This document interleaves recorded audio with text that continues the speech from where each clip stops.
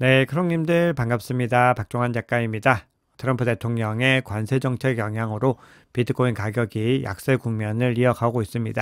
자, 그래서 오늘 시황에서도 객관적인 데이터와 지표를 통해서 현재 시장의 정확한 상황을 한번 진단해 보고 추세를 전환할 수 있는 트리거는 무엇이 있는지 한번 살펴보겠습니다. 네, 오늘 영상이 도움이 되셨다면 구독, 좋아요, 댓글, 알림 설정 정중히 부탁드리겠습니다. 네, 먼저 거시경제 상황 한번 살펴보겠습니다. 현재 비트코인 가격의 가장 중요한 요인이 되고 있는 것이 거시경제적인 변수입니다. 그래서 어떤 부분들을 중요하게 봐야 되는지 하나씩 짚어볼 텐데요. 지난주 금요일에 연준에서 가장 중요하게 보는 고용지표들이 발표가 됐습니다.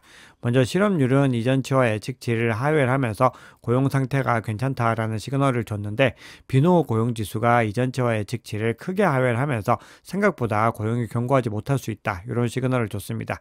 그래서 연준의 금리 정책의 어떤 방향성들이 조금 더 금리 인하 속도가 빨라질 수 있다. 이런 기대감들을 자아낼 수 있는 결과가 나왔는데요. 미국의 평균 시간당 임금이 이전치와 예측치보다 0.2% 상회를 하면서 인플레이션을 다시 유발할 수 있다. 또 이런 시그널을 줬습니다.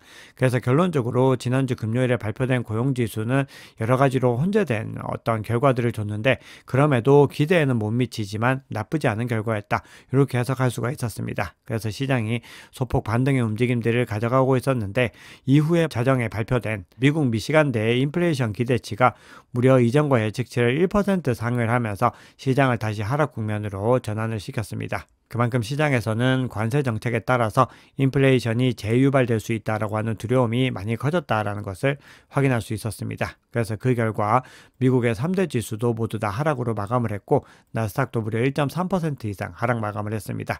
네, 그리고 로이터에서 4,000명 이상의 트레이더들을 대상으로 설문조사를 실시를 했는데요. 올해 인플레이션과 관세가 시장에 가장 큰 영향을 줄 것 같다. 이렇게 답변을 했습니다. 그래서 현재 시점에서는 시장을 계속해서 압박하고 있는 요인이 관세 정책에 따른 불확실성에 있습니다. 그래서 이 관세 정책이 이어지게 됐을 때 시장에 어떤 타격을 줄지 현재로서는 완전히 파악하기가 어렵다라는 겁니다. 네, 그런 가운데서 트럼프 대통령이 관세 정책을 더 강하게 추진하겠다라고 하는 의지를 밝히면서 시장이 더 두려움에 빠지고 있는 국면입니다. 오늘 새벽에 전해진 속보인데요. 트럼프 대통령이 제59회 슈퍼볼을 관람하기 위해서 이동을 하면서 대통령 전용기에서 기자들과 만나서 미국 현지 시각으로 오는 10일 미국으로 수입되는 모든 철강과 알루미늄에 25% 관세를 부과하겠다라고 공식적으로 이야기를 했고요. 그리고 11일 전후로 해서 상호 관세 부과를 발표할 예정이고 발표 즉시 효력이 발생할 것이다. 이렇게 이야기를 했습니다. 이 상호 관세에 따라서 현재 미국의 대표적인 무역 적자국인 중국과 멕시코, 베트남, 독일, 일본 그리고 우리나라까지 영향을 받을 가능성이 높아졌습니다. 그런 가운데 또 중국이 예정대로 보복 관세를 부과를 했습니다. 석탄과 알코 천연가스 그리고 원유와 농기계, 대형 차량 등에 대해서 15에서 10% 정도의 추가 관세를 물렸습니다. 미국이 보편 관세를 부과했는데 중국은 품목별 표적 관세로 맞대응을 한 겁니다. 그래서 지금 이 관세 전쟁이 막을 올리고 있는 상황이다 보니까 시장에서는 여러 가지 추측들이 나오고 있는데요. 그럼에도 이번 중국의 보복 관세에 백악관은 특별하게 대응을 내놓지 않았습니다. 이 보복 관세가 예견된 것인데다가 영향력이 크지 않을 것이다. 이렇게 미국에서는 판단을 하고 있는 것 같습니다. 그래서 미국이 오히려 중국의 맞대응에 관세율을 더 올릴 가능성도 열려 있습니다. 다만 그럼에도 트럼프 대통령이 시진핑 주석과의 전화통화를 통해서 극적인 타결이 이루어질 수 있다. 이런 기대감들도 섞여 있는 상황입니다. 굉장히 시장이 복잡하게 이어지고 있죠. 그런 가운데서 이번 주에 중요한 거시경제 지표들이 또 발표가 되는데 물가 지표가 발표가 됩니다. 그래서 수요일부터 금요일까지 소비자 물가지수와 생산자 물가지수 그리고 소매 판매 지표가 발표됩니다. 그리고 수요일과 목요일에는 파월 의장이 상원과 하원 청문회에 참석을 해서 의회 발언을 예정하고 있습니다. 그래서 의회 발언을 통해서 금리 전망이 더 명확해질 수 있기 때문에 시장에서는 또 이 파월의 발언을 예의주시하고 있습니다.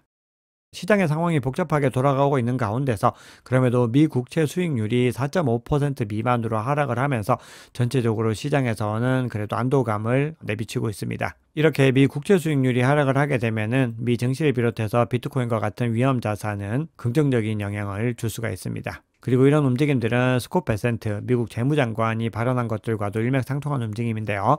현재 트럼프 행정부의 경제 정책 방향성은 연준의 기준금리가 아니라 10년물 국채 수익률이다, 이렇게 밝힌 바가 있습니다. 그래서 이런 흐름들이 계속해서 이어지게 될지 한번 지켜보겠습니다. 네, 그런 가운데 시장에서 호재로 작용할 수 있는 소식이 또 전해졌는데요. 트럼프 대통령이 푸틴 대통령과 우크라이나 전쟁 종전을 위해서 통화했다, 이런 소식이 뉴욕포스트 등 미국 외신을 통해서 전해졌는데요.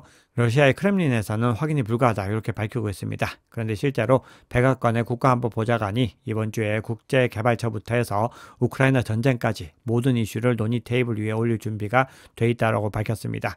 자, 그리고 이런 논의가 이루어지는 것은 미국이 어떤 광물에 대한 접근권을 확보하기 위한 것일 수가 있는데요. 미국이 히토류를 비롯한 우크라이나 주요 광물에 대한 접근권을 확보하는 대가로 우크라이나의 안보 보장을 제공하는 방안의 종전 논의가 이루어질 수 있다, 이런 시장의 어떤 예측들이 나오고 있는 겁니다. 그래서 우크라이나 전쟁의 종결이 글로벌 경제와 더불어서 자산 시장의 가격에 어떤 영향을 미치게 될지도 한번 지켜보셔야 되는데, 만약에 시장에 어떤 우호적인 방향성이 나오게 됐을 때는 긍정적인 방향성으로 작용할 수 있다는 겁니다. 네, 스트래티지가 일주일간 비트코인 매수를 중단했었는데요. 창업주 마이크 세일러가 다시 비트코인 매수를 암시하는 이 포스팅을 재개했습니다. 세일러 트래커 차트를 본인의 X에 공유를 하면서 푸른 선은 죽고 초록점은 오래 살길 바란다라는 포스팅을 했습니다. 이게 어떤 의미냐 하면은 비트코인의 약세를 지금 나타내고 있기 때문에 비트코인의 약세에서 빠르게 회복되고 계속해서 본인들의 추매는 이어질 것이다, 이것을 예고한 겁니다. 그래서 비트코인 가격에 어떤 영향을 미칠지 한번 지켜보셔야 되는데요. 네, 그러면 비트코인 현물 ETF 순유입 유출 한번 살펴보겠습니다. 지난주에 비트코인 현물 ETF에서는 순유입과 순유출이 번갈아서 나타나는 움직임을 보였습니다. 그래서 순유출도 지금 크게 나타나는 구간들이 있었는데요. 그럼에도 전체적으로 한 주 동안의 총량은 순유입이 더 많았고, 마지막 거래일인 금요일에도 1.71억 달러가 순유입으로 마감을 했습니다. 그런데 이런 움직임에서 좀 중요하게 봐야 되는 게, 순유출이 나왔던 구간에서 절대 다수를 차지했던 순유출은 이 피델리티의 FBTC에서 나왔습니다. 그리고 이 FBTC 같은 경우는 거래소에서 바로 거래를 하기 때문에 이 순유출 자체가 비트코인 가격의 조정에 직접적인 영향을 미쳤습니다. 이더리움 같은 경우는 계속해서 순유입세로 이제 흐름을 이어갔습니다. 그만큼 비트코인보다 절대적인 양에서는 적었지만 그럼에도 계속해서 순유입이 일어났었고, 그리고 이날 같은 경우는 비트코인과 비슷한 수준의 순유입이 있었습니다. 그리고 마지막 거래일에서는 순유입과 순유출이 완전히 0으로 집계가 됐죠. 거래가 거의 없었다는 것을 확인할 수 있습니다. 자, 그럼에도 이더리움의 어떤 기관 움직임들이 계속해서 우호적인 움직임을 가져가고 있기 때문에 시장의 중장기적인 어떤 흐름상으로는 좋은 결과다라고 볼 수가 있습니다. 네, 현재 시장에서 가장 큰 영향을 미치고 있는 것이 거시경제적인 이슈이다 보니까 평소보다 거시경제 관련된 내용을 많이 말씀을 드렸습니다. 자, 그러면 지금부터는 온체인 지표 통해서 시장의 상황 조금 더 깊이 있게 들여다보겠습니다. 네, 먼저 비트코인의 네트워크 활동을 한번 살펴보겠습니다. 크립토컨트에서 제공하는 비트코인의 네트워크 활동성 지표를 한번 살펴봤을 때 크게 하락 국면을 이어가고 있습니다. 그래서 굉장히 많이 지금 하락을 했고, 지난 1년 동안의 흐름과 비교했을 때도 1년 내 최저 수준에 가깝게 하락한 것을 확인할 수가 있습니다. 지난해 11월 대비로는 무려 15% 하락을 했기 때문에 그만큼 네트워크의 활동성이 침체 국면에 있다는 것을 확인할 수 있습니다. 네, 이렇게 네트워크의 활동성 저하는 이 채굴자들의 행동 패턴에도 영향을 미치고 있습니다. 지난주 시황에서 채굴자들의 채산성에 문제가 생기고 있다라고 말씀을 드리면서 매도 압력이 발생하고 있다라고 전해드렸는데요. 지난주에 2,000개 이상의 비트코인이 채굴자 지갑에서 이동이 되었습니다. 네, 그런데 더 중요한 것은 채굴자들의 어떤 흐름들을 볼 때 중요하게 보는 해시 리본 인디케이터라고 하는 지표가 있는데, 이 지표에서도 지금 데드크로스의 징후가 나타나고 있습니다. 32평선이 62평선을 하방 이탈하는 움직임들을 보이면서 이렇게 분홍색으로 항복 시그널이 표시가 되고 있습니다. 이 얘기는 일반적으로 이 비트코인 가격이 저평가 및 바닥 구간에 가깝게 계속해서 이동을 하고 있다는 것을 의미를 하는데요. 지금 난이도가 또 4%가 조정될 것으로 예상되면서 채굴자들의 에게는 더 많은 스트레스가 이어질 수 있습니다. 그래서 2주에서 길게는 한 달 동안도 약세 국면이 진행될 수 있다, 또 이런 분석들도 나오고 있습니다.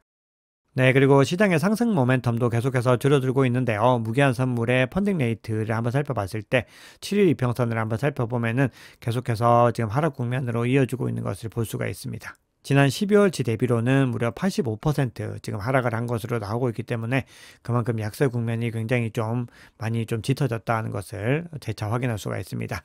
네, 이렇게 펀딩 레이트가 하락 국면에 있다는 것은 레버리지 롱 포지션에 대한 수요가 감소하고 있다는 것이고, 이 얘기는 투기적인 수요가 약해지고 있다는 겁니다. 그래서 비트코인 가격이 더 강하게 상승하기 위해서는 이 투기적인 수요가 반드시 들어와 줘야 됩니다. 그만큼 시장에 어떤 수요들 그리고 상승 모멘텀이 강해지고 있다는 의미이기 때문에 레버리지가 되게 되지 않으면은 본격적으로 상승 추세 전환에는 시간이 더 걸릴 수가 있습니다.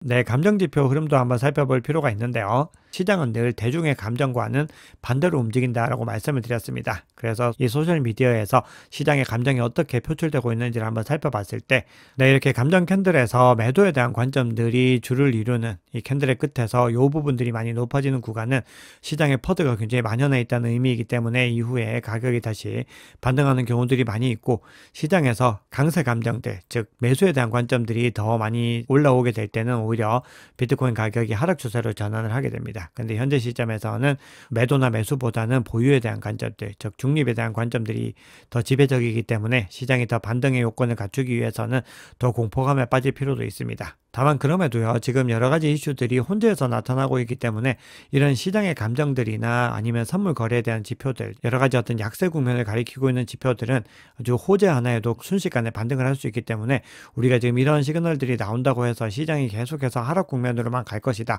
앞으로 꾸준히 이런 국면이 이어질 것이다, 이런 관점들보다는 조금 더 열린 관점들을 가지고 있는 것이 중요합니다. 그래서 결론적으로 어떤 식으로 대응해야 될지는 뒤에서 다시 말씀을 드려보겠습니다. 네, 지금 앞서 보여드렸던 어떤 관점에서 봤을 때 시장이 계속해서 약세 국면을 이어가고 있는데요. 그럼에도 아직까지는 완전히 바닥을 찍었다, 이렇게는 볼 수 없다라는 시그널들도 나오고 있습니다. 스테이블 코인의 비율 채널을 한번 살펴봤을 때 단기 보유자와 장기 보유자의 어떤 지표들 상으로 봤을 때 여전히 바닥을 찍지 않은 것으로 나오고 있습니다. 그래서 이 지표가 대략 요 정도 구간까지 도달했을 때 바닥을 찍고 반등하는 경우들이 많이 있었습니다. 그래서 요 구간들까지 이동을 하고 바닥을 찍고 올라가게 될지, 이런 부분들도 한번 지켜보셔야 됩니다. 네, 최근에 4.7만 비트코인이 거래소를 빠져나간 징후들이 나오고 있는데요. 이 징표는요, 내부 월렛 이동으로 분류될 수 있지만 일부 대형 기관이 비트코인 준비금 축적을 위해서 매수한 정황으로도 볼 수 있다라는 분석이 나왔습니다. 네, 그리고 거래소에서 유출되는 것은 비트코인 가격에 즉각적인 공급 충격을 미치지는 않지만 장기적으로는 긍정적으로 작용을 할 수 있습니다. 네, 앞서 비트코인의 네트워크 활동성이 줄어들고 있다고 말씀을 드렸는데요. 스위스 블록에서 종합적으로 네트워크와 관련된 지표들을 측정을 했을 때 네트워크의 성장성 지표는 그럼에도 계속해서 비슷한 수준을 유지하고 있는 것으로 집계가 되고 있습니다. 그런 가운데 크게 조정을 받았던 유동성 환경이 개선이 되면서 시장이 반등할 수 있는 조짐들도 나타나고 있습니다. 그래서 결국 중요한 것은 시간의 힘을 계속해서 활용하는 겁니다. 지금 현재 시점에서 단기 조정을 받고 있지만 그럼에도 불구하고 비트코인의 대세 상승장이 꺾인 징후들은 나타나지 않고 있기 때문에 우리는 이번 2025년 대세 상승장 전반을 두고서 전략을 이어가셔야 된다는 겁니다.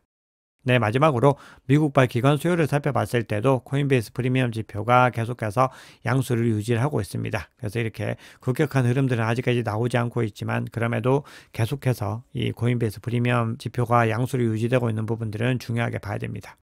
네, 그러면 시장의 중요한 이슈 몇 가지 정도만 살펴보겠습니다. 네, 지난주에 백악관의 크립토 차트이죠.